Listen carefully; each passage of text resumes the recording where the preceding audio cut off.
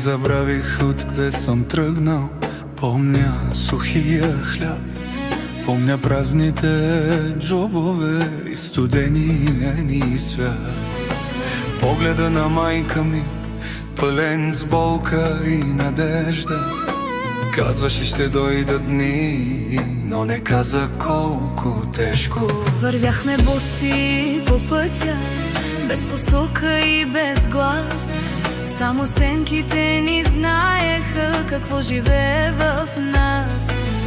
Обещахме си тогава никога да не се смени, но времето ни взе и ни научи да мълчи. Не забравяй откъде си тръгнал, не забравяй и своя корен.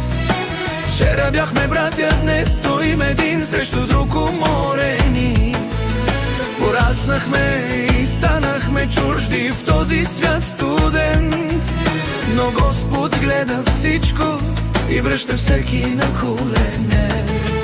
Преди деляхме всичко, и болка и мечти. Сега делим мълчание и празни висоти. Забравихме какво е да имаш истинско семейство. Заменихме любовта за гордост и за егоистично действие. Парите дойдоха тихо, промениха ни отвътре. Усмивките изчезнаха, остана само утре.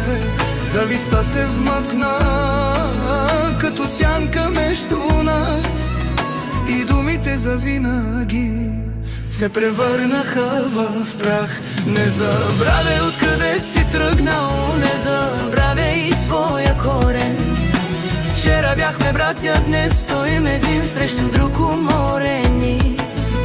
Пораснахме и станахме чужди в този свят студен, но Господ гледа всичко и връща всеки на колене. Господ пак ще ни сложи там, откъдето сме дошли, за да помним кои сме били, кои сме били преди. Нито златото, нито славата могат да купят душа, ако забравиш кой си. Губиш всичко в тъмнина. Сега вървя сам, но нося миналото в мен. Всеки белег ми напомня кой съм бил един ден. Не искам да забравя нито болка, нито глад, защото те ме направиха човек В този свят, ако пак се срещнем някъде без гняв и без вина, ще си спомним кои бяхме под едно и също небе тогава. Защото дъното не е краят, а урок за душата.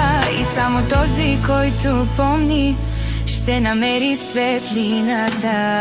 Не забравяй откъде си тръгнал, това е твоята сила. Живота дава и отнема, но истината не се скрива. Бяхме братя, бяхме всичко, бяхме едно сърце и Господ знае пътя ни и ще ни върне пак, където ни е мястото, е мястото.